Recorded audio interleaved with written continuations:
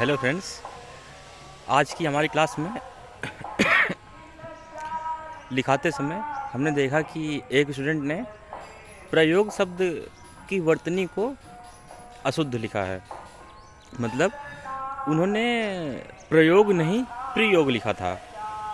तो हमने फिर बोर्ड में जाकर लिखा कि प्रयोग ऐसे लिखते हैं कि अगर और भी अन्य लोगों को भी ना उसकी वर्तनी पता हो तो वो उसमें से लिख लें।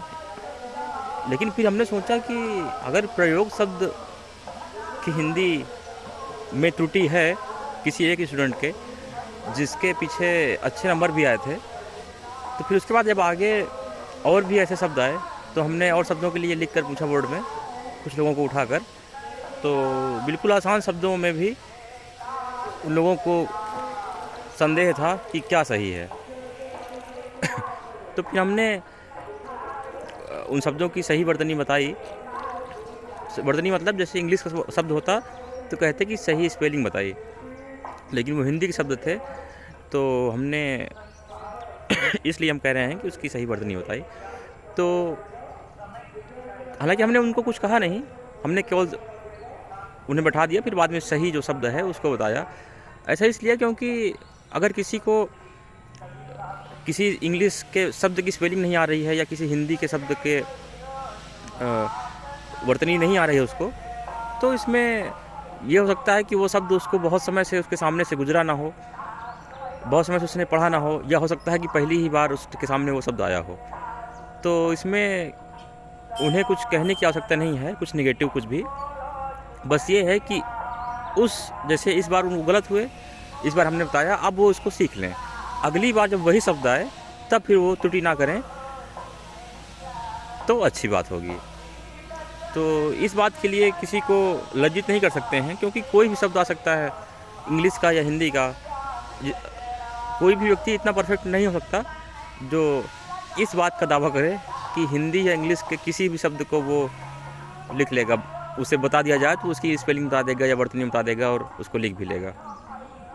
लेकिन ये बहुत आश्चर्य की बात तो थी कि इतने वर्ष से पढ़कर कोई शिशु पहले कक्षा 1 में या उसके पहले केजी एलकेजी इस सब में उसका प्रवेश होता है।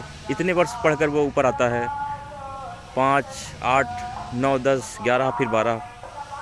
लेकिन इसके बाद भी हिंदी के शब्द या इंग्लिश के शब्दों में इतना परफेक्ट नहीं हो पाता है कि बिल्कुल आसान शब्दों को भी वो सही तरह से लिख सके। तो ये जो कमी छूट जाती है, ये कमी ना छूटने पाए, इसके लिए जो टीचर बनाने का कोर्स होता है उसमें ये सिखाया जाता है कि किसी स्टूडेंट में पहले हम उसका निदानात्मक परीक्षण करते हैं। निदानात्मक परीक्षण में हम पहले समस्या के कारण को जानने का प्रयास करते हैं कि समस्या कहाँ पर है, कहाँ पर उसकी शैक्षिक उपलब्धि उतनी नहीं हो पाई है। जैसे सब्जी बनाई जाए तो कई बार जैसे आलू की सब्ज़ी है तो आलू बनाने के बाद उसको चेक किया जाता है, उसको चम्मच से काट कर या फोड़ कर कि ये पक गया कि नहीं। तो कुछ ऐसी फाँकें होती हैं जो पक चुकी होती हैं, कुछ में भीतर कच्चा रहता है। तो इसी प्रकार जितने भी स्टूडेंट हैं, अगर कुछ बता दिया जाए या पढ़ा दिया जाए उसके बाद भी वो सभी एक साथ पकते नहीं हैं, क्योंकि उनकी पीछे की शैक्षिक उपलब्धि क्या रही है इस पर यह निर्भर होता है कि आज जो पढ़ाया गया वो कितना अच्छा समझेंगे। और यह भी ध्यान देने की बात है कि वो लोग क्लास में या घर जाकर कितना उस पर मेहनत करते हैं, कितना इस पर चिंतन मनन करते हैं कि हमारी जो भाषा का विकास है वो अच्छा हो। तो यह एक बहुत गहरी चिंता की बात है कि कक्षा 12 में आकर भी कठिन शब्द नहीं, आसान शब्द भी अगर नहीं आ रहे हैं तो ये पूरे सिस्टम के लिए चिंता की बात है। और जैसा कि हमें उसी टीचर बनाने वाले कोर्स में सिखाया जाता है कि बच्चे का दोष तो बहुत कम होता है, अधिकतर दोष शिक्षक का है और शिक्षा व्यवस्था का है। जब एक बच्चा फेल होता है तो बच्चा नहीं, दरअसल पूरी व्यवस्था फेल हो रही होती है। पूरी व्यवस्था में क्या आता है? शिक्षक आता है, विद्यालय आता है, उसकी गार्जियनशिप यानी जो उसके पेरेंट्स हैं, वो जिम्मेदार हैं और समाज भी जिम्मेदार है, और पूरा समाज, पूरी व्यवस्था सब फेल होती है।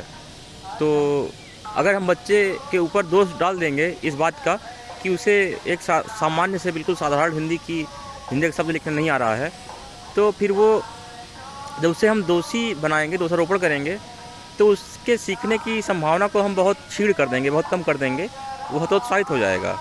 इस वजह से ही हम कभी स्टूडेंट्स को हतोत्साहित नहीं करना चाहिए कि तुम इस लायक नहीं हो या तुम अब तक नहीं सीख पाए। ये तो बहुत ही बुरी बात है। किसी के उत्साह समाप्त कर देना ये कहकर कि तुम अब तक सीख नहीं पाए, अब तक क्या कर रहे थे, या तुम इस लायक नहीं हो, या इतने तुम बुद्धू हो, बेवकूफ़ हो, ये इन शब्दों का प्रयोग नहीं करना चाहिए, ना ही अपने मन में लाना चाहिए।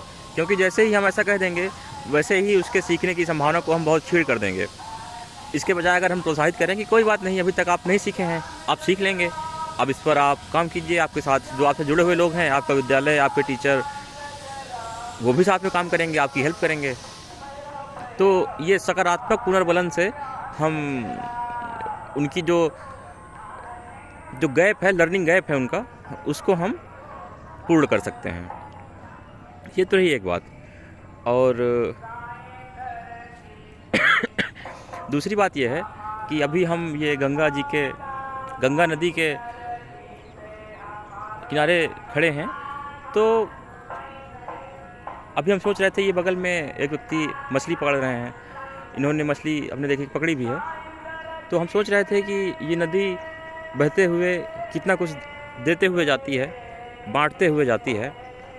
ये सिर्फ मछली ही नहीं, इसके जो अगल बगल जो भूमि होती है, बहुत से लोग इसमें सींचते भी हैं, और यहाँ पर जो खरबूजे या तरबूज, खीरा, ये सब भी इसके अगल बगल लोग लगाते हैं, और गंगा नदी के पानी से ही उसको सींचते हैं।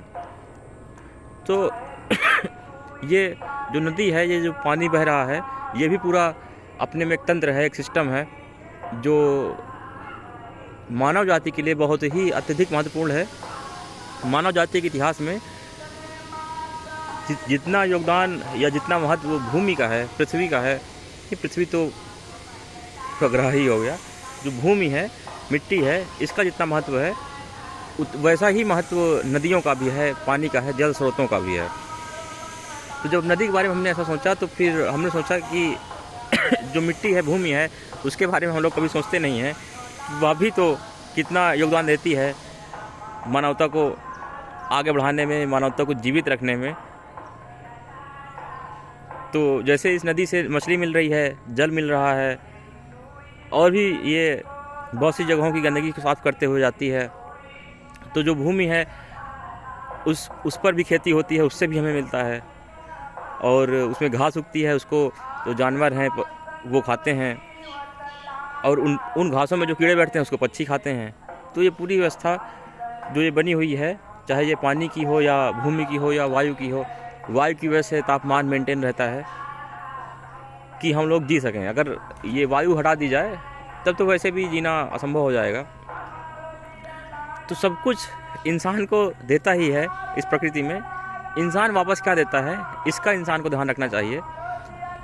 हमने कहीं पढ़ा था कि इंसान प्रकृति को क्या दे सकता है, तो उसमें ये भी लिखा था कि अगर हम पेड़ लगाते हैं तब हम प्रकृति में योगदान देते हैं। कुछ लोग सोचते हैं कि वो संतान उत्पन्न करके भी योगदान देते हैं, तो अभी इस योगदान की बिल्कुल आवश्यकता पृथ्वी ग्रह को नहीं है। बहुत योगदान दे लिया गया संतानोत्पत्ति करके, और अभी तो पृथ्वी इंसानों के बोझ से वो परेशान हो गई है। कितनी ही जातियाँ इंसानों के नाजायज़ दखल के कारण समाप्त हो रही हैं। तो अब इस योगदान की आवश्यकता है कि हम पेड़ लगाएं। जब हम पेड़ लगाते हैं उस समय हम प्रकृति का बहुत भला कर रहे होते हैं। बाकी जो पढ़ाई लिखाई से संबंधित चीज़ें हैं, पढ़ाई का क्षेत्र है, या कुछ भी आविष्कार इंसान करता है, वो केवल इंसान के ही भलाई के लिए है। जो पढ़ाई है, जो कुछ भी आप करते हैं, पढ़ते लिखते हैं, वह सब इंसान की भलाई के लिए, यानी इंसान अपनी जाति के भलाई के लिए ही कर रहा है। लेकिन जब वो पेड़ लगाता है तो वो पूरी प्रकृति की भलाई के लिए करता है। तो जो आप पेड़ लगा के जाएंगे वही आपके बाद रहेगा, और जो आप पढ़ाई लिखाई के क्षेत्र में करेंगे, जैसे आपने कोई किताब लिखी, कोई कविता कहानी लिखी या आपने कोई आविष्कार किया, वो जब तक इंसान रहेंगे तब तक रहेगा, लेकिन वो केवल इंसानों की विरासत रहेगी, मनुष्य की, मानव की विरासत रहेगी। पर जब पेड़ लगाया जाएगा तो वो पूरी प्रकृति की विरासत रहेगी, उससे प्रकृति प्रसन्न होगी। और जो ये बात है कि संतान उत्पन्न करने के बाद ही आप उऋण होंगे। उऋण मतलब कि आपके भीतर ऊपर एक ऋण है जिसको आप अदा करेंगे संतानोत्पत्ति करके। इस बात को मानने की अब कोई आवश्यकता नहीं है। अब केवल आप पेड़ लगाकर उऋण हो सकते हैं। पेड़ लगाकर उऋण होइए, और जो अभी वर्तमान में इतनी अधिक जनसंख्या है मानवों की, उनका जितना भला कर सकते हैं अपने तरह से आप सेवा कीजिए उनकी। अगर आप अच्छा पढ़ा सकते हैं तो आप पढ़ाइए। अगर आप अच्छी सड़क बना सकते हैं तो अच्छी सड़क बनाइए। अच्छे पुल बना सकते हैं तो अच्छे पुल बनाइए। या फिर आप जिस भी तरह से योगदान दे सकते हैं अपना मानव हित में, वैसा आप काम कीजिए।